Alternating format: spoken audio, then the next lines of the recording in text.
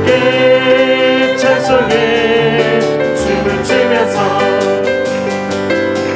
주께 찬송해 목소리로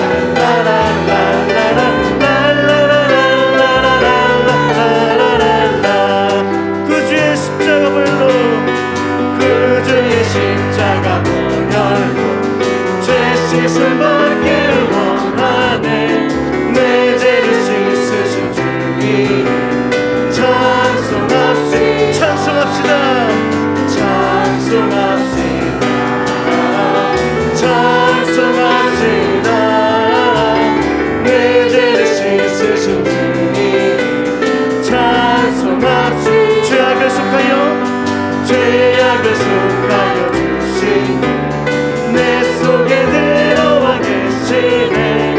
십자가 앞에서 주님 찬송합시다. 찬송합시다. 찬송합시다. 내 죄를 씻으신 주님 찬송합시다. 주 앞에 흐르는 주 앞에 흐르는 생명수 날 씻어 정하게 하시네. 내 기쁨 정성을 다하여 찬송합시다. 찬송합시다.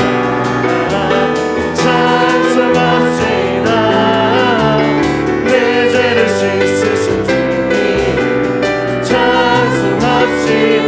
내 주께 회개한 영혼 생명수 가운데 젖었네. 그 먹고 순전한 주님 찬송합시다. 찬송합시다. 찬송합시다. 내 죄를 씻으신 주님. 자 4절 내 주께 회개한 내 주께 회개한 영혼 생명수 가운데 젖었네. 그 먹고 순전한 주님 찬송합시다. 찬송합시다. 찬송합시다. 찬송합시다. 내 죄를 씻으신 주님 찬송합시다. 찬송합시다. 찬송합시다. 내 죄를 씻으신 주님 찬송합시다. 하나님 앞에 영광의 박수 올려드립니다. 아멘. 주님만을 찬양합니다. 시간 가운데 우리 나아갈 때에 정결한 마음으로 나갔으면 좋겠습니다.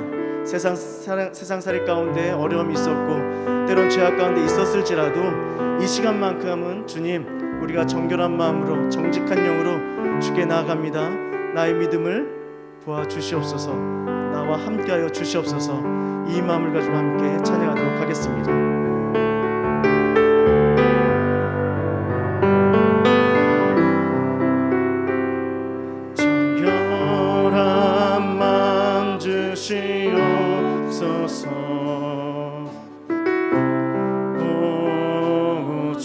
주님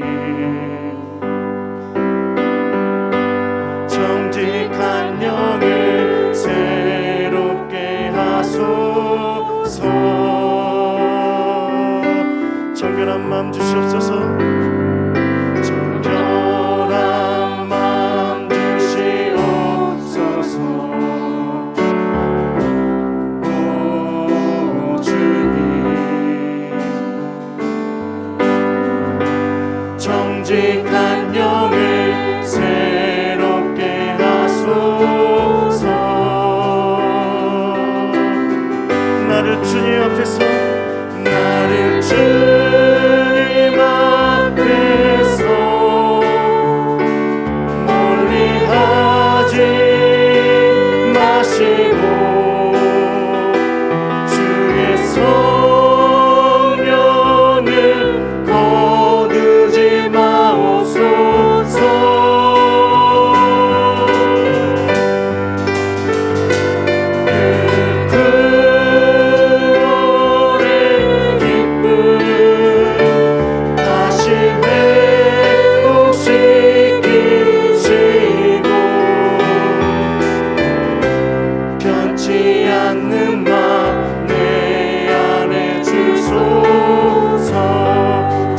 마음 주시옵소서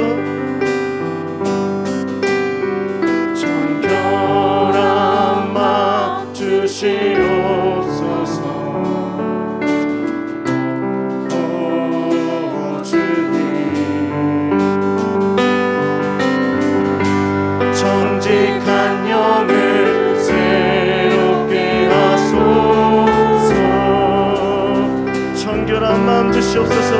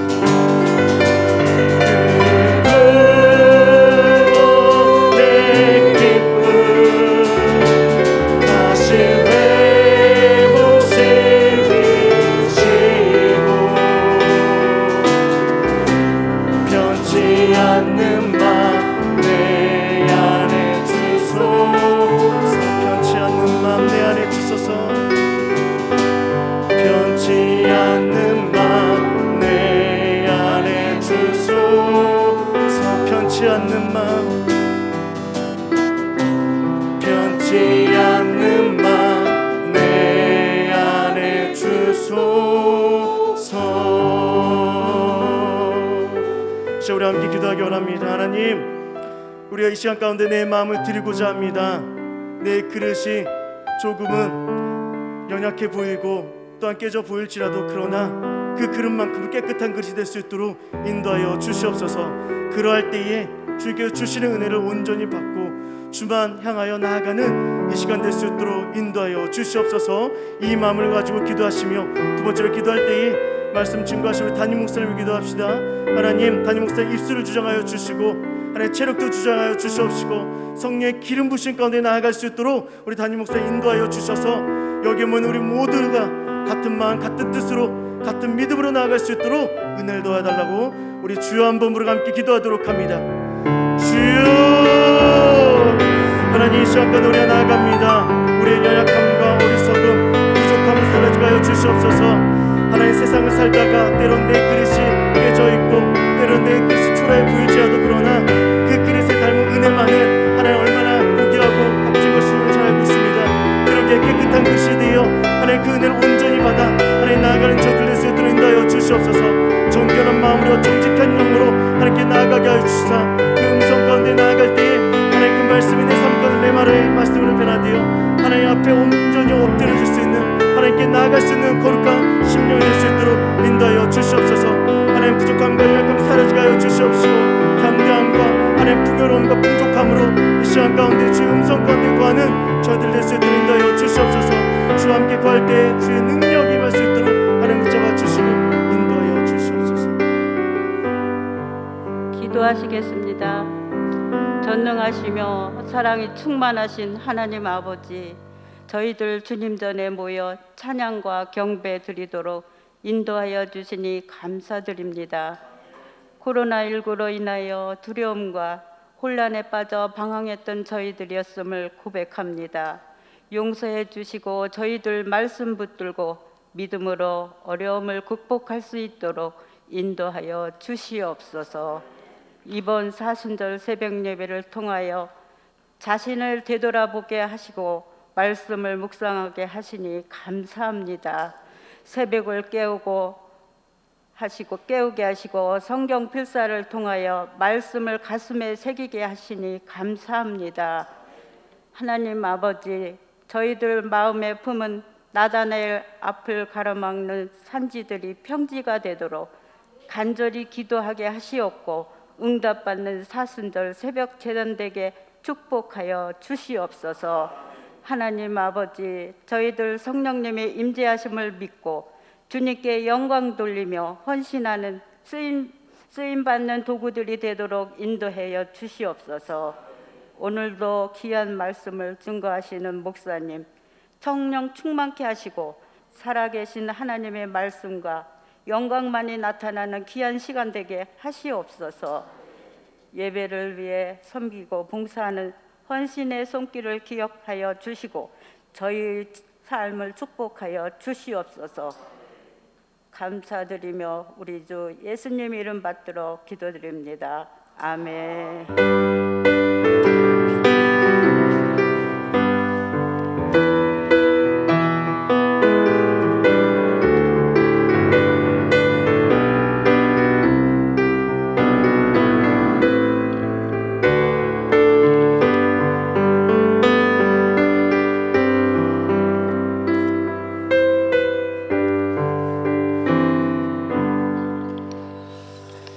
할렐루야. 우리 정 목사님이 멘트했듯이 새벽에도 만나고 또 낮에도 만나고 아주 그냥 저 같은 경우에는 아주 대목입니다. 대목. 최고 아주 행복한 그런 시간을 보내고 있습니다. 지난 1년 동안 사는 게 사는 것 같지도 않고 목회가 목회 같지도 않았는데 금년에 들어서 이렇게 또 얼마나, 그래서 그런지 금년 사순절은 얼마나 이렇게 빨리 가는지 이제 15일밖에 남질 않았어요. 왜 이렇게 금년에는 사순절이 유난히 빨리 지나가는지, 불과 이제 15일밖에 남지 않는 아쉬움의 그런 시간들이 되었습니다. 후반기에도 분발을 해주시고 내일 아침에 또 이 자리에서 만나 뵙도록 하겠습니다. 그리고 이제 많은 분들이 또 나다나엘을 금년에는 3명이 아니라 1명으로 여러분들 나갔잖아요. 그래, 여러분들 여러 지인들 가운데 딱 한 사람, 사순절에 내가 정말 가슴에 품고 기도할 우리 전도 대상자 한 사람을 여러분 꼭 써서 마음속에만 두지 마시고, 하나는 여러분들 성경 갈피에다가 꼽아주시고 또 하나는 교회에다 제출해 주시면은 여러 중보 기도자들이 있잖아요. 다음 주는 새벽부터 우리 이름 불러가면서 기도해서 우리 금년 한 해는 우리 한 사람이 꼭 한 사람 정도 결실하던가 아니면 그분에게 씨를 뿌려서 결실은 또 하나님의 때가 있을 테니까 우선 우리가 가슴에 품고 기도하는 시간을 갖도록 그렇게 하겠습니다. 그래서 이번 주까지 내주셔야만 됩니다. 그래서 오늘 써가지고 오신 분들은 예배 마치고 나가시면서 우리 교역자님들에게 내주시고 새벽에 오실 때 저 뒤에 함이 있으니까 함에다 넣어주시기 바랍니다. 느헤미야 8장 계속해서 우리 지난주 시간에 이어서 우리 찾아주시고요. 전영승 권사님, 예수께서 이르시되 내가 무엇을 하여 주기를 원하느냐? 주여 치료받기를 원하나이다. 내 믿음이 너를 구원하였느니라. 주님 치료받고 싶습니다. 치료받고 살고 싶습니다. 우리 전영승 권사님을 위해서 여러분들 특별히 그의 몸에 손 얹어 주시기를 기도해 주시기 바랍니다. 정진환 권사님 딸 수술 후의 회복을 감사하면서 진여록 권사님이 보험사에 감사하면서 우리 최경희 집사님이 11조 10월, 11월, 12월까지 해서 우리 여기 지금 한꺼번에 우리 바쳤고 꿈땅 헌금 작정한 거 하나님 앞에 드렸고 오늘 브런치 카페 개업을 아침에 했는데 아침 우리 또 신방 또 개업 감사 예물을 드렸고 백승호 김옥순 권사님 가정에서 사순절 새벽 예배 완주하게 하옵소서. 저기 벽산 아파트에서 옵니다. 홍은동 벽산 아파트에서 두뇌가 열심히 새벽을 깨우고 있는데 남아있는 시간 완주하게 하옵소서. 우리 하나님 앞에 소원 걸고 예물 드렸고 전천우 권사님이 미라클 랜드 예물 13번째 하나님과의 소원하고 약속한 예물을 올려드렸습니다. 살아계신 우리 아버지 하나님, 2021년도 사순절기를 맞이해서 이 지역에서 감히 어느 교회도 흉내조차도 내지 못하고 엄두도 내지 못하는 일을 우리 남북교회는 22년 동안 계속 해오게 하시고 이런 기회를 통해서 성도들이 하나님의 말씀으로 기도로 무장할 수 있는 성숙의 계절 되게 하시고 예수 제자 되는 귀한 절기 삼아주심을 감사합니다. 많은 성도들이 현장에 나와서 새벽을 깨우고 그리고 가정에서 새벽을 깨우는 가운데 있습니다.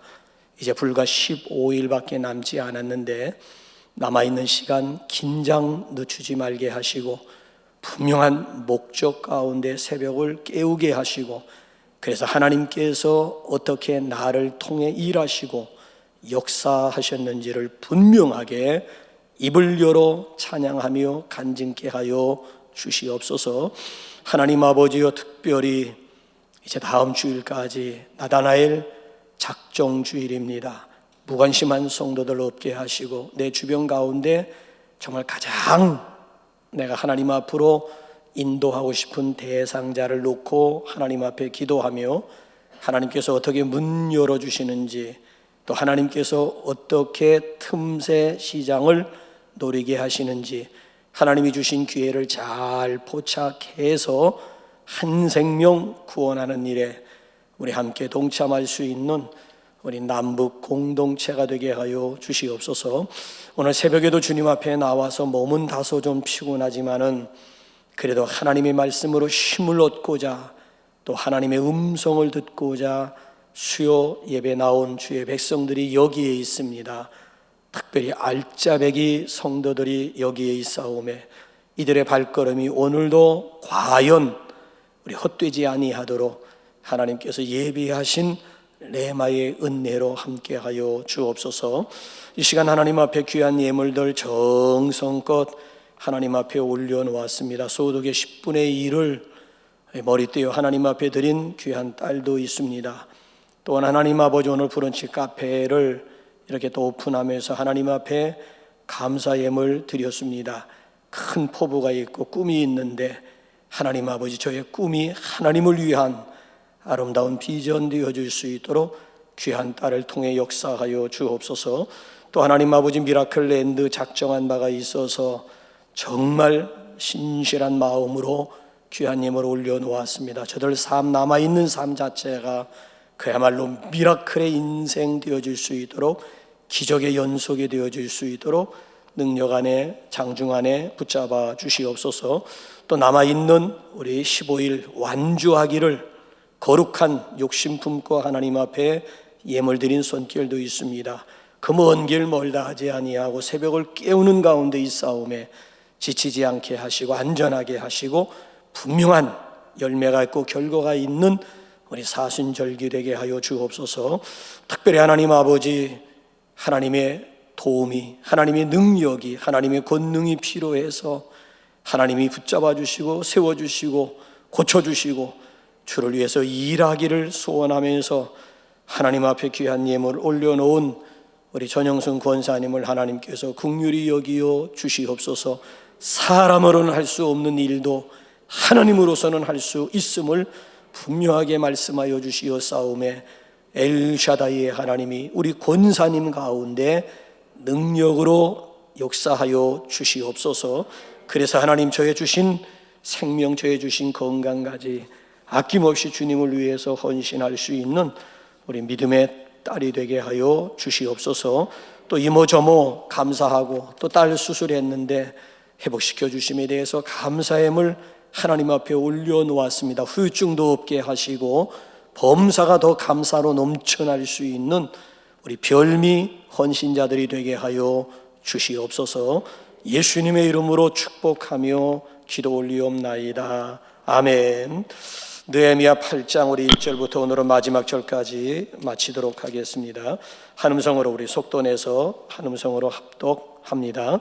이스라엘 자손이 자기들의 성읍에 거주하였더니 일곱째 달에 이르러 모든 백성이 일제히 수문 앞 광장에 모여 학사 에스라엘에게 여호와께서 이스라엘에게 명령하신 모세의 율법책을 가져오기를 청하매 일곱째 달 초하루에 제사장 에스라가 율법책을 가지고 회중 앞 곧 남자나 여자나 알아들을 만한 모든 사람 앞에 이르러 수문 앞 광장에서 새벽부터 정오까지 남자나 여자나 알아들을 만한 모든 사람 앞에서 읽음에 뭇 백성이 그 율법책에 귀를 기울였는데 그때에 학사 에스라가 특별히 지은 나무 강단에 서고 그의 곁 오른쪽에 선 자는 마띠디아, 스마와 아나야와 우리야와 실기야와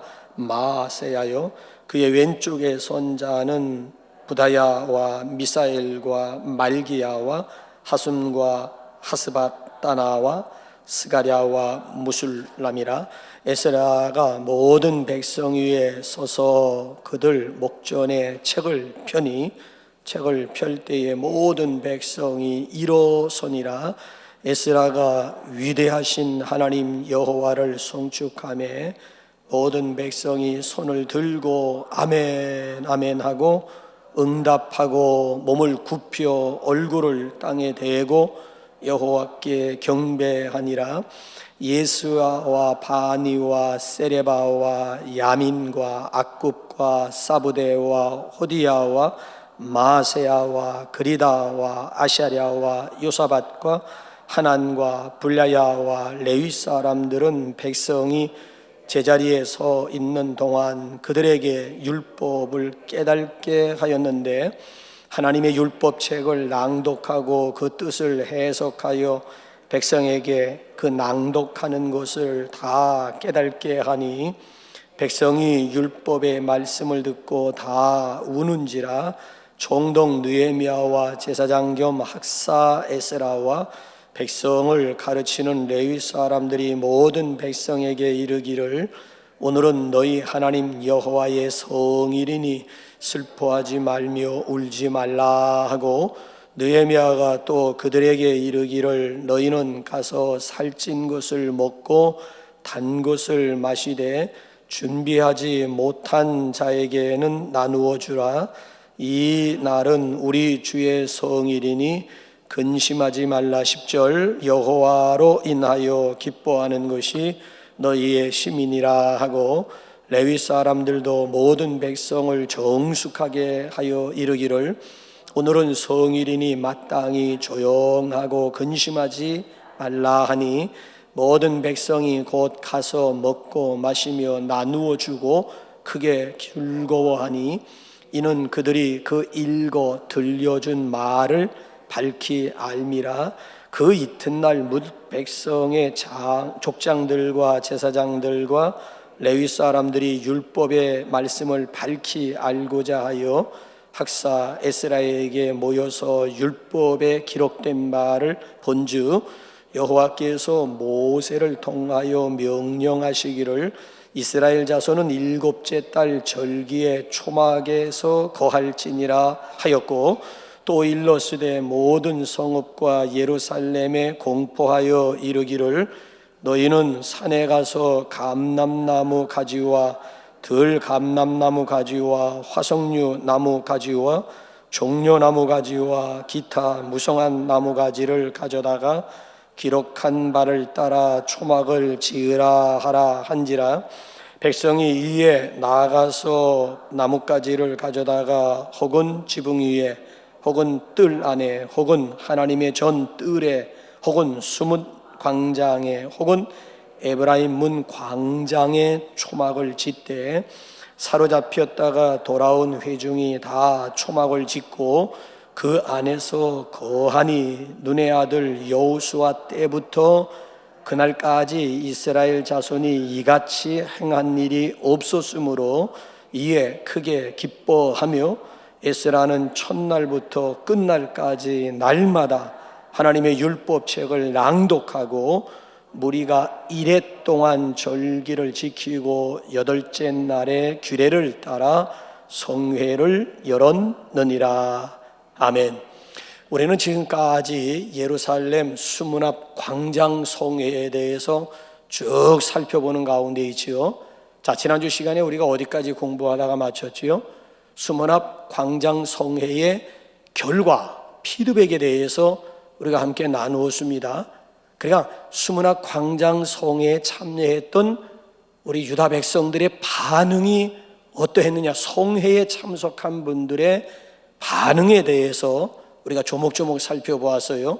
다시 한번 우리 몇 가지만 우리 복습을 해본다면, 우선 유다 백성들이 말씀을 사모해서 만들어진 집회가 수문 앞 광장성회였어요.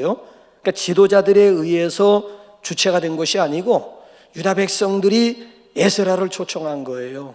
당신이 올 때 율법책을 가지고 와서 그 율법책을 우리에게 낭독해주고 해석해달라고 하는 이런 요청에 의해서 수문 앞 광장 성회가 열리게 되었다는 거예요. 그러니까 저들의 성회는 낙헌제의 성격이에요. 자원해서 기쁜 마음으로 열린 성회였다는데 의미가 있고, 그 다음에 또 한 가지 공부한 것이 뭡니까? 말씀 앞에 유다 백성들이 경배를 드렸습니다. 자, 성경에서 찬양과 경배라고 하는 것은 항상 짝이 되어 있습니다. 찬양이 있으면 경배가 나오고 경배가 있으면 찬양이 나오게 되는 거예요. 그러니까 찬양과 경배는 한 세트로 생각을 하면 돼요. 찬양은 우리의 목소리를 가지고 하나님을 높여드리는 일체를 찬양이라고 한다면은, 경배는 우리 몸이야. 목소리가 아니고 우리 몸. 뭐 손을 든다든지 손뼉을 친다든지 엎드린다든지 일어선다든지. 자, 이제 오늘 여기 본문 말씀을 보게 되면은 에스라가 하나님의 말씀을 낭독할 때 유다 백성들이 다 앉아 있다가 하나님의 말씀을 낭독, 책을 펼 때에 그 자리에서 다 기립, 다 그 자리에서 일어났습니다. 그 일어나는, 움직이는 그 몸의 움직임 그 자체가 하나님 앞에 경배 행위가 되는 거예요. 하나님 전 앞에, 그러니까 하나님 존재 앞에 서 있다라고 하는 그런 의식이에요. 그러니까 말씀에 대한 권위를 인정해드리고 존경하는 의미도 있고, 우리는 지금 하나님 앞에 있다. 이걸 코람데오라고 하잖아요. 코람데오 의식을 일어서는 것으로 하나님 앞에 이렇게 표현해드렸지요. 그래서 어쨌든 좌우지간 유다 백성들이 하나님 앞에 경배를 드렸고요. 그 다음에 또 한 가지가 뭐예요? 에스라가 하나님의 말씀을 낭독하고 선포할 때마다 저들이 피드백, 어떤 반응을 보였어요? 아멘, 아멘. 그래서 여기 말씀을 보게 되면 아멘이 반복되고 있어요. 아멘, 아멘 하면서 응답을 했고 반응을 보였다는 얘기예요. 그러니까 말씀이 선포될 때 아멘 하게 되면 그 말씀이 나의 것이 되는 거예요. 저는 이 시간 여러분들에게 캐리그마로 선포하는 거야. 캐리그마. 그냥 말씀을 그대로 선포하게 되면 선포되는 말씀은 여러분들이 아멘함으로 그 말씀이 나에게 내마의 말씀이 되는 거야. 그러니까 아멘하는 순간 말씀이 나에게 생명이 되고 말씀이 나에게 능력, 그냥 그대로 나는 그냥 무작위나 씨를 가지고 그냥 쭉쭉 던지면서 뿌리는 거예요.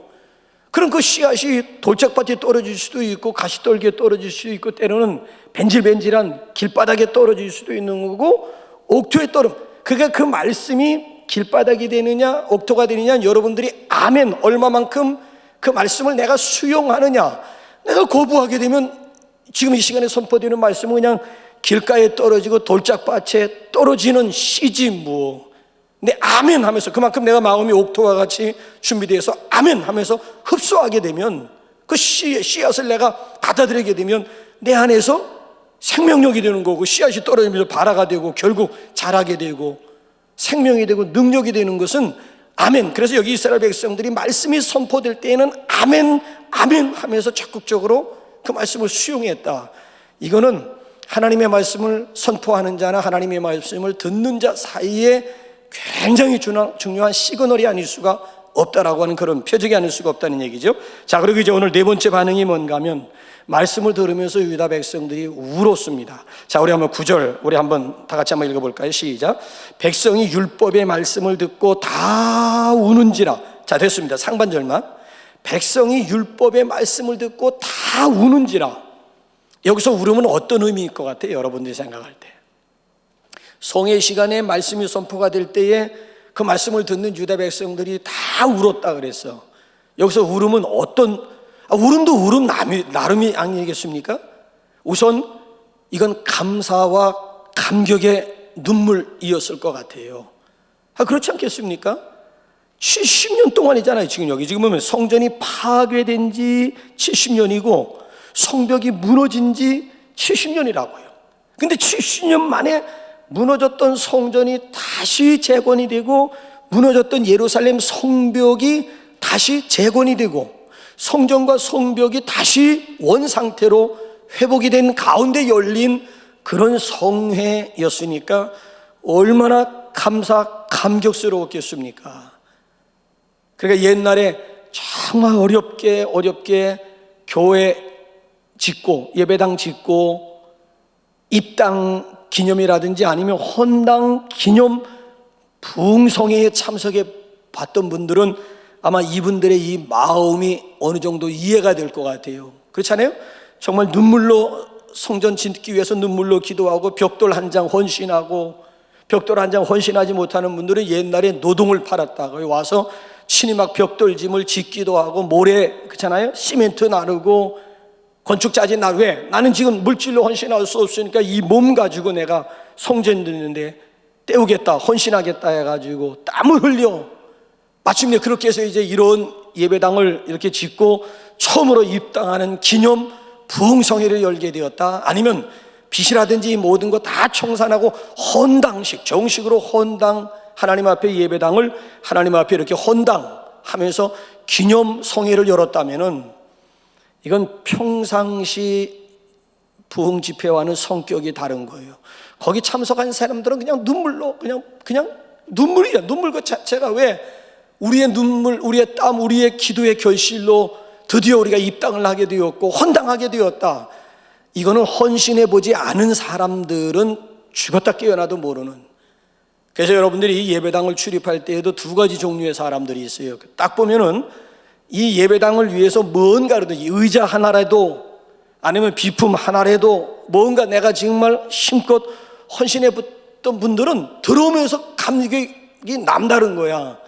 아, 여기에 나의 헌신에 여기에 나의 눈물이 있고 여기에 나의 땀이 있고 나의 헌신이 바로 이 가운데 있다라고 하는, 자, 헌신한 사람들과 전혀 헌신 헌자도 모르는 사람들과의 출입하는 그 발걸음이라고 하는 것은 같을 수가 없다라고 하는 얘기예요. 이런 차원에서 보세요. 이들이 흘린 눈물이라고 하는 것은 감사와 감격. 사람이 너무 기뻐도 눈물이 나와요.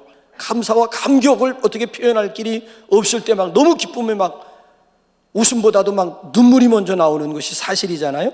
자, 또 한 가지 여기 눈물의 성격이라고 하는 것은 아마 회개의 눈물이었을 거예요. 왜냐하면 지금 에스라가 지금 하나님의 율법책을 낭독하고 있는 거예요. 말씀 앞에 서기 전까지는 자기 자신이 그렇게 큰 죄인인지 몰라요.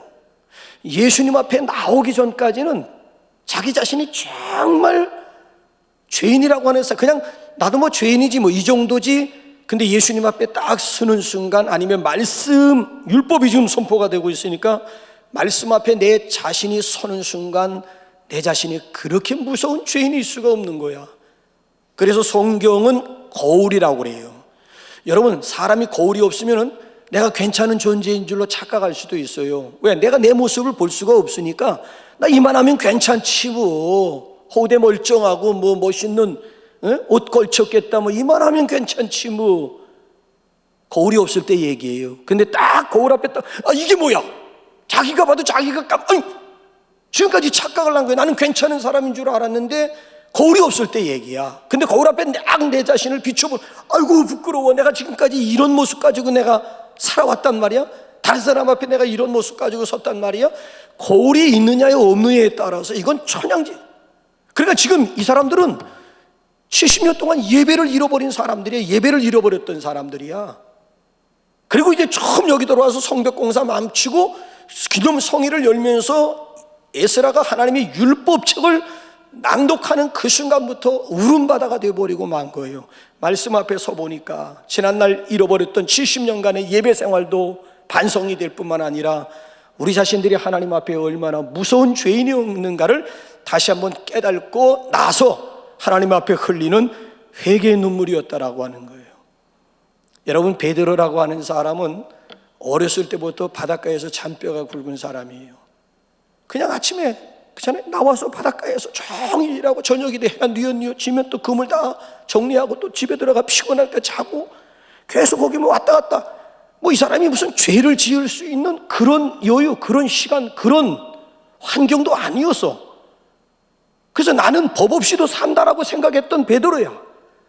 근데 나사렛 예수 그리스도 앞에 서는 순간, 더군다나 예수님께서 베드로의 배를 강대상 삼고 말씀을 증거하는 가운데 베드로가 보인 반응이 뭔 줄 아세요? 자, 우리 한번 누가복음 5장 한번 8절 한번 보실까요? 이게 오늘 본문에 나와 있는 유다 백성들과 베드로의 모습, 구약과 신약과 다를 바가 없어요. 시작. 시몬 베드로가 이를 보고 예수의 무릎 아래에 엎드려 이르되 주여 나를 떠나소서 나는 죄인으로 소이다. 그 전까지만 해도 7절까지만 해도 멀쩡하게 있던 베드로가 갑자기 예수님 앞에 딱 서 보니까, 예수님의 말씀 앞에 당신 자신을 비추어 보니까 주여 나를 떠나소서 나는 죄인으로 소이다. 나 같은 죄인이 없어요. 가까이 하기엔 너무 먼 당신입니다. 나를 떠나소서 나는 죄인입니다. 그 전까지만 해도 죄인인 줄 몰랐다니까. 근데 예수님 앞에 딱 서 보니까 당신 자신이 얼마나 무서운 죄인인가를 알게 된 거예요. 사도 바울도 마찬가지예요. 예수님 만나기 전까지만 해도 막 빌립보서 3장 1절부터 10절 말씀까지 보게 되면 나는 뭐 가말리엘 뭐 문화생이다, 나는 바리새인 중에 바리새인이다, 열심으로는 두 번째 가면 서로리만큼 뭐 이러면서 얼마나 자기 자신을 내세우는지 몰라요. 그런데 다메섹 도상에서 예수 그리스도 앞에 서 보니까 나는 죄인 중에 뭐라고요? 괴수입니다. 괴수는 뭐예요?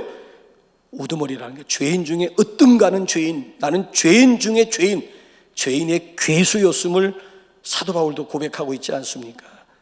그래서 여기 보게 되면 이 사람들이 성회 가운데 눈물을 흘렸다라고 하는 것은 우선 감사와 감격의 눈물도 거기에 있고, 또 한 가지는 지난 70년이라고 하는 세월을 뒤돌아보니까 예배 잃어버린 것에 대한 후회와 아니면 하나님 앞에 반성이 있어가지고 흘린 회개의 눈물이었다라고 하는 얘기지요. 어떻게 여러분들 눈에는 눈물이 있습니까? 우리는 지금 눈물이 메말라버린 그런 세상, 너무 삭막한, 옛날에는 정말 예배당에 오면은 그렇게 우는 사람들이 많았어. 근데 요즘에는 아무리 뭐 눈을 뜨고 우는 사람을 찾아볼 수가 없어. 옛날에는 그게 아주 다반사야. 새벽만 기도 시간이라든지 낮 시간이나 저녁 시간이나 와보면 그렇게 흐느적거리면서 우는 성도들이 그렇게 많았어. 근데 요즘에는 도대체 우는 성도들을 찾아볼래야 찾아볼 수가 없는 거야. 그래서 예수님께서 오늘의 우리의 이 세대를 가리켜서 뭐라고 말씀하셨는가 하면 마태복음 11장 한번 17절 한번 보실래요? 왜 또 저렇게 들어갔다 나갔다 오늘은 변덕을 저렇게 부르는지 모르겠어요. 엉뚱하네. 마태복음 11장 17절 시작. 이르되 우리가 너희를 향하여 피리를 불어도 너희가 춤추지 않고 우리가 슬피 울어도 너희가 가슴을 치지 아니하였다 함과 같도다. 예수님께서 오늘의 이 세대를 향해서 일찍이 뭐라고 예언을 하셨습니까? 피리를 불면 춤추는 흉내라도 내고, 그렇잖아요? 울면, 저쪽에서 울면 그래도 내가 가슴이라도 좀 치는 이런 모습이라도 있는데, 도대체가 통곡을 해도 가슴 치는 사람 한 사람 없고 피리 불어도 그에 맞춰가지고 춤추는 사람이 아무도 없음을 예수님께서 지금 탄식하고 있는 그런 예언, 그런 말씀 아니겠습니까? 그래서 저 같은 경우에는 눈물을 흘리는 성도들이 너무 부러워요. 솔직하게 말씀드리면 제 자신부터도 눈물이 메말라 버린 사람 중에 한 사람이기 때문에 눈물을 흘린 성도들이 저는 그렇게 부러울 수가 없어요. 근데 또 참 이상한 게요, 참 교인들도 별의별 교인들이 다 있는 거예요. 별의별 인간들이 다 있는 거예요. 이 안에는 별종들이 다 모여 있는 것이 예배당이라고 생각하면 돼. 찬양 사역자들이 때로 이렇게 멘트를 날리면서 울먹거리가 있는데 그걸 또 아주 듣기 싫어하고 보기 싫어하는 성도들이 있더라고요. 저 사람은 왜 저렇게 질질 짜는 거야? 왜 저렇게 질질 짜는 멘트를 날리는 거야? 그러니까 그 모습이 또 싫은 거야. 막 이렇게 멘트하다가 막 울먹거리면서 막 좀 이렇게 질질 좀 짜는 것 같은 그런 멘트를 하면은 그거를 못 참아 하는 분들도 또 있어. 나는 그분이 너무 부러운 거예요. 나는 저분은 좀 메마르지 않는 저 샘, 아니 저거 내가 20년 전에 봤던 모습인데 아직까지도 저런 모습이 남아있다는 게 나는 너무 신기하고 너무 부럽고 너무 기적이라고 생각해. 왜? 주님을 향해서 벌써 하나님의 사랑을 이야기하려면, 하나님의 은혜를 이야기하려고 하면 벌써 마음이 울컥울컥 해가지고 말을 잇지 못하는, 주여 나도 좀 저런 마음 좀 주세요 좀. 근데 그분은 20여 년 전에 그런 모습이 아직까지도 있다는 게 이게 기적이고 이게 신기한 거라고. 저는 너무 부러운데 그걸 또 못 참아하고 그걸 또 싫어하는 분들이 있는 거야. 그럴 땐 제가 속으로 니들이 그 맛을 알아? 그렇게 제가 물어보는 거예요. 속으로. 겉으로 하면 또 상처받을 것 같으니까 속으로 니들이 그 맛을 아냐고. 그분의 그 눈물의 의미를 당신들이 알 수가 있느냐고. 당신은 하나님의 사랑에 대해서, 하나님의 은혜에 대해서 감격해 봤느냐고. 하나님의 사랑 생각하면서 막 눈물이 나오고 하나님의 은혜를 생각할 때마다 속에서 막 울컥울컥하는 그런 심정, 그런 촉촉한 그런 감성, 그런 은혜의 마음, 그거 한번 가져봤느냐고. 가져본 분들이 그런 소리 하면 괜찮아. 나도 옛날에 그랬지.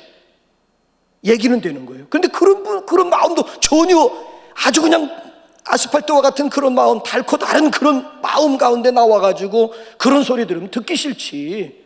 그렇잖아요. 아스팔트 같은 그런 마음 가지고, 닳고 다른 그런 마음 가지고 이 자리에 나와 앉아 있는데 그냥 서가지고 그냥 울컥울컥 하면서 질질 짜는 소리나 해야 됐었고, 그거 좋아할 사람이 세상에 어디 있겠어. 근데 사모하는 사람들은 그 마음이 이해가 돼요. 부러워. 나도 좀 저런 마음, 저렇게 나도 메마르지 않고 좀 하나님의 은혜만 생각해도, 막 하나님만 생각해도 막 가슴이 막 그냥 막 두근두근 거리면서 막 울컥울컥하는 그런 마음이 있으면 얼마나 좋을까. 여러분, 사순절기는요, 예수님이 나를 위해서 울지 말고 너와 내 자녀들을 위하여 울라고 했습니다.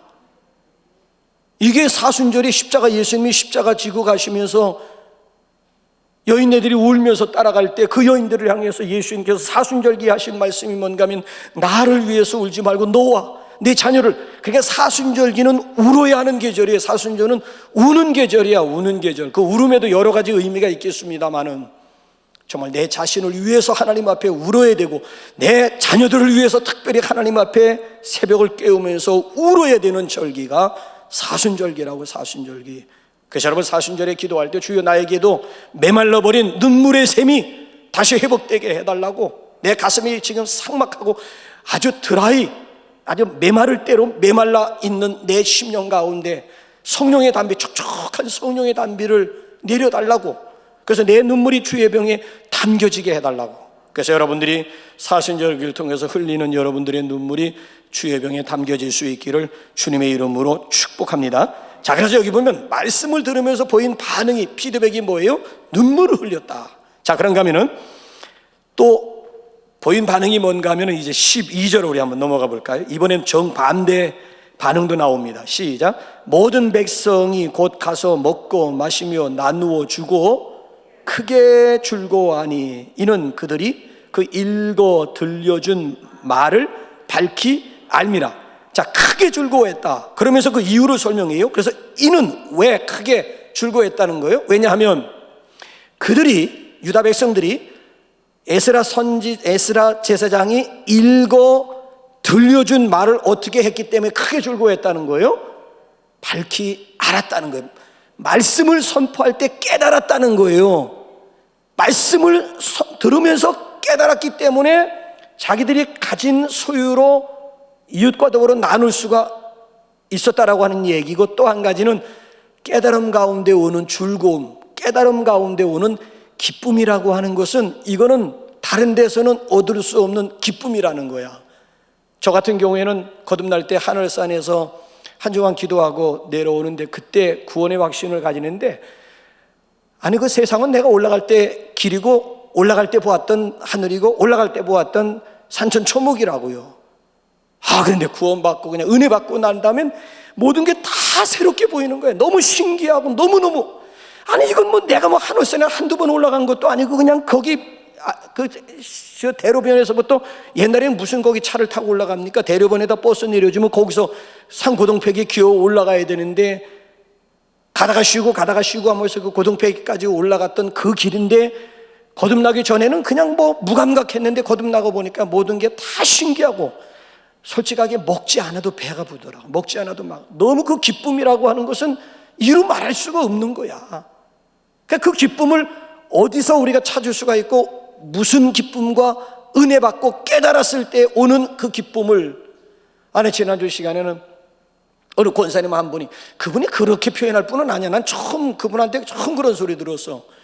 그분이 전혀 그렇게 표현하는데 나가면서 그냥 손을 붙잡고 그냥, 왜 사람들이 막 밀려 나오니까 길게 대화도 못하는 거지 뭐. 목사님 울컥하면서, 목사님 오늘 레마 감사합니다. 그러면서 눈에 벌써 핀 눈물이 돌면서, 참 목회도 오래 하고 볼 일이다. 이분이 이런 분이 아닌데, 전혀 이럴 분이 아닌데, 그래도 어떻게 또 이런 분이 이런 날도 오네? 그러니까 목회를 하는 거예요. 그런 분들이 그런 날도 올 수 있다라고 하는 그런 가능성을 가지고 있기 때문에 포기하지 않고 계속, 그래서 지난주에는 그 한 분으로 인해 가지고 제가 얼마나 아주 힘을 얻고 얼마나 용기를 얻었는지 몰라요. 그러니까 그분이 표정에 보여. 그냥 그때 너무 행복한, 그 행복에서 나온 그 눈물이라고 하는 게 내 손 한번 스쳐 지나가면서 그분이 그 보인 그 모습이라고 하는 것이, 그래서 이 말씀의 은혜라든지 예배 가운데 그 감격이라고 하는 것은, 이건 참 이루 말할 수가 없는 것이로구나. 그래서 오늘 여기 본문 말씀을 보게 되면은, 진정한 기쁨도 진정한 회개도 진정한 감사도 어디에서 있는 거예요? 하나님의 말씀 속에 있음을 믿으시기 바랍니다. 여러분들은 말씀 속에서 진정한 기쁨이나 즐거움 경험해 보셨습니까? 여러분 성경을 보게 되면은 왜 즐거워하라, 왜 기뻐하라, 왜 웃으면서 살라고 하는 줄 아십니까? 한번 우리 본문에서 한번 두 가지만 찾아볼까요? 먼저 우리 한번 데살로니가전서 5장 첫 번째 더 큰 이유가 있죠. 16절 이하 시작. 항상 기뻐하라, 쉬지 말고 기도하라, 범사에 감사하라. 이것이 그리스도 예수 안에서 너희를 향하신 하나님의 뜻이니라. 시작과 끝을 연결시켜 보세요. 항상 기뻐하라. 이것이 그리스도 예수 안에서 너희를 향하신 하나님의 뜻이니라. 왜 우리가 항상 즐거워하고 항상 기뻐하는 삶을 살아야 된다고요? 그게 우리를 향한 하나님의 뜻이라는 거예요. 하나님의 소원이라고 하는 얘기예요. 그러니까 하나님께서 오늘도 우리 하나님의 자녀들이 어떻게 살기를 기대하시는 거예요? 기뻐하면서 즐거워하면서 웃으면서 살기를 아버지 하나님이 기대하신다는 거예요. 여러분도 뭐 자녀들 다 키워보셨잖아요. 여러분들의 자녀들이 어떤 모습 가지고 살 때 여러분도 흐뭇하고 행복합니까? 그저 날이면 날마다 그냥 한숨이나 쉬고 인상이나 써가면서 맨날 부모 앞에서 그냥 죽고 싶다는 소리나 하면서 한숨이나 내쉬고 들이쉬고 하면 그 모습을 지켜보는 부모된 여러분들의 마음이 어떠할 것 같아요? 반대로 이놈이 항상 싱글벙글하면서 신이 나서 그냥 좋아주고 막 행복하게 그럼 그걸 지켜보는 그 자식의 그 웃음이 내 웃음이 되고 자식의 그 기쁨이 곧 부모의 기쁨이 되는 거예요.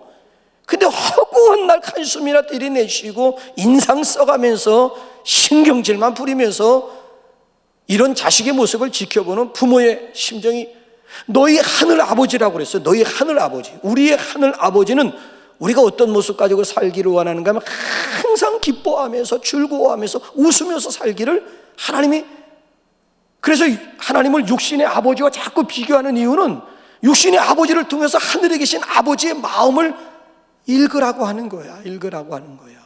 자, 더군다나 오늘 여기 본문 말씀 보세요. 왜 우리가 기뻐하면서 즐거워하는 삶을 살아야 되는가 하면 10절 하반절이 엄청난 거예요. 한번 보세요. 시작.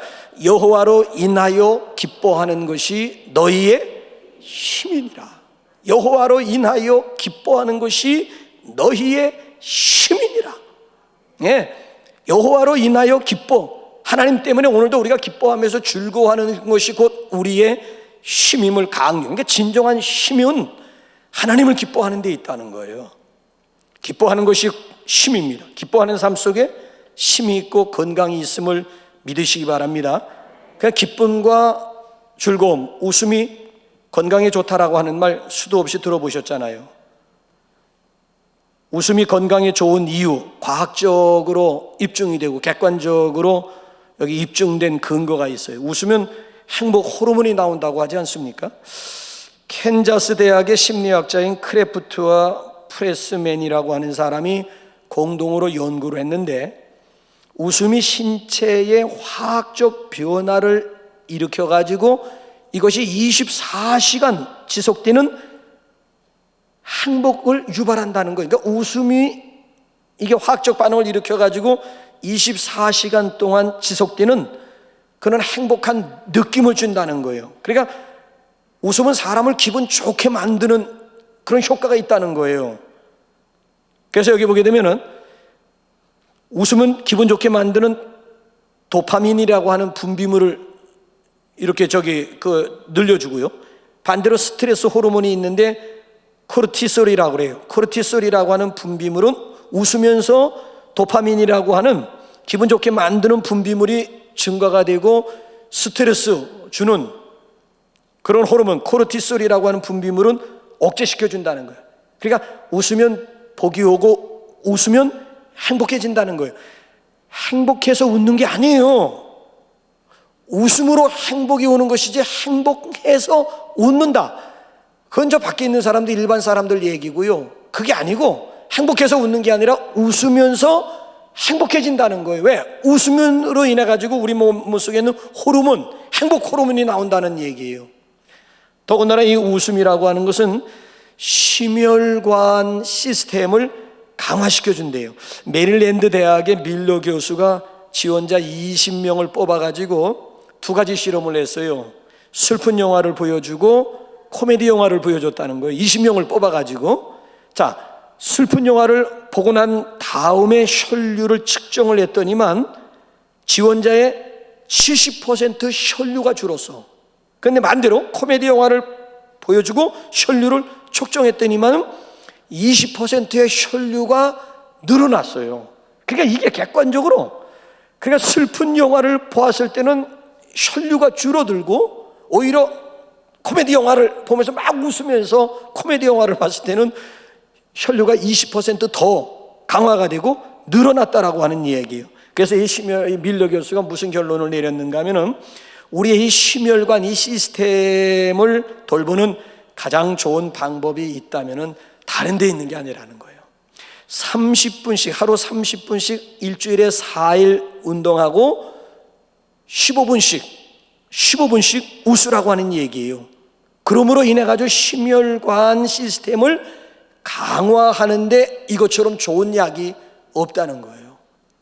30분씩 하루에 일주일에 4번 정도, 그리고 하루에 15분 정도씩만 웃어만 줘도 우리 몸속에 있는 혈관 강화할 수 있다는 얘기예요. 웃으면 진통 효과가 있대요. 자, 미국 UCLA 정신과 의사였던 마거릿 스투버라고 하는 의사가 어린 아이들을 데려와가지고 얼음물 있잖아요. 얼음물에다가 손을 집어넣으면 막 자지러지잖아요. 근데 어린 아이들을 얼음물에다 손을 집어넣게 하고 아주 재미있는 비디오를 틀어줬다는 거야. 그랬더니만 이 어린 아이들이 아주 잘 참고 스트레스를 덜 받았다라고 하는 것을 객관적으로 또 증명을 해준 거예요. 그래 무슨 얘기인가 하면 웃음이라고 하는 것은 진통 효과가 있다는 거예요. 웃음 속에 진통 효과가 있다는 거야. 이걸 어린 아이들을 대상으로 실험해가지고 결국 또 밝혀냈어요. 여러분, 웃음에는요 면역 체계를 강화하는 효과가 있다고 그래요. 자, 여기 연구 결과 좋은 기분은 신체 방어를 강화한다라고 하는 것이 객관적으로 입증이 된 거예요. 그러니까 웃음은 면역 체계를 강화시켜주고 감염을 예방하는 데 효과가 있다는 거예요. 그러니까 코로나19 바이러스 상태 가운데서도 여러분 이게 굉장히 중요한 거예요. 그러니까 면역 체계를 강화시켜주고 감염을 예방하는 데 웃음이라고 하는 것이 굉장히 도움이 된다는 거예요. 그러니까 괜히 인상 쓰며 살다가 코로나 바이러스 걸리지 마시고, 그럼에도 불구하고 우리가 기뻐하면서 웃으면서 사는 가운데 코로나 바이러스까지도 가까이 왔다가 그냥 7길로 도망가도록 날려버리는 건강한 성도들 되시기를 주님의 이름으로 축원합니다. 그런가 하면 웃으면 또 여러 가지 효과가 있대요. 체중 감량, 피부 개선, 호흡기 강화, 불면증 예방, 상상력과 기억력을 향상시켜주는 역할이, 그런 효과가 웃음 속에 담겨져 있다라고 하는 거예요. 그래서 인간은 태어나자마자 이 웃음 능력을 가지고 태어난대요. 근데 점점 자라면서 그 웃음 능력을 잃어버려 가는 거야. 여러분, 어린 애기들은요 별것도 없어. 그냥 그 앞에서 까르르 까꿍만 해도 막 자지러지게 하면서 막 그 웃는 그 모습 속에 천사의 모습이 들어있는 거예요. 근데 이런 아이들이 점점 성장하면서 웃음을 잃어가는 거예요. 그러니까 어린 아이 때는 보통 하루에 300번 웃는데, 근데 성인이 되면은 하루에 15번, 15번 웃기도 쉽죠. 왜? 어렸을 때 웃음 능력을 가지고 태어나는데 그냥 이 세상 살면서 이리 치고 저리 치고 하면서 웃음을 잃어버리다 보니까 나중엔 뭐 하루에 평균 15번이 뭐예요? 하루에 한 번도 웃지도 않고 그냥 막 행주 쥐어짠 얼굴 가지고 시작해가지고 행주 쥐어짠 얼굴로 하루를 마감할 때도 있는데, 무슨 하루에 15번, 평균 15번을 어른들이 웃는다는 얘기. 15번이 뭐 웃으면 뭐 말이 웃게?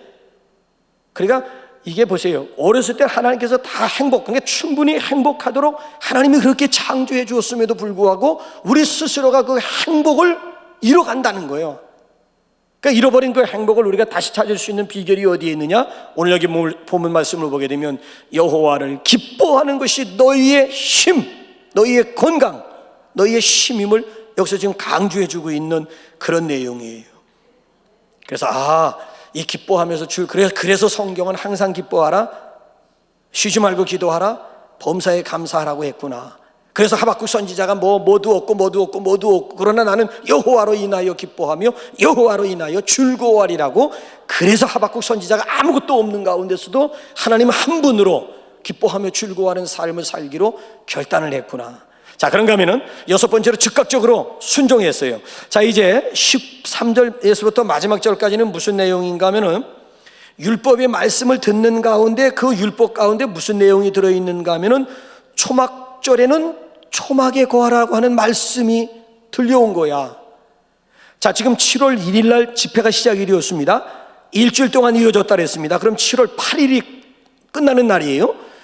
초막절, 자막절은 7월 15일이에요. 그러니까 지금 성회를 앞두고 초막절기가 이제 불과 며칠 앞으로 다가온 거야. 그런데 마침 율법 가운데 초막절에는 초막에 거할지니라, 초막에 살아라.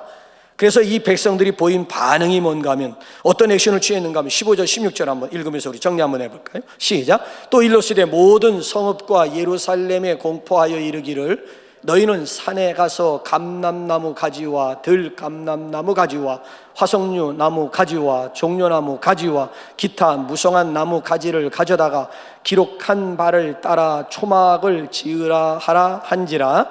백성이 이에 나가서 나뭇가지를 가져다가 혹은 지붕 위에 혹은 뜰 안에 혹은 하나님의 전 뜰에 혹은 숨은 광장에 혹은 에브라임 문 광장에 초막을 짓되, 그래 초막절에는 초막에서 살아라, 일주일 동안 초막에서 자라라 그랬더니만 그 말씀을 듣고 이에 산에 올라가 가지고 각종 나무들을 베어다가 초막을 지었다는 거야. 그리고 멀쩡한 자기 아주 안일한 그런 침실을 내팽개쳐 놓고 불편하게 마당이라든지 광장이라든지 뜰에든지 이렇게 초막을 진 그 속에 들어가 가지고 일주일 동안 생활했다는 거예요.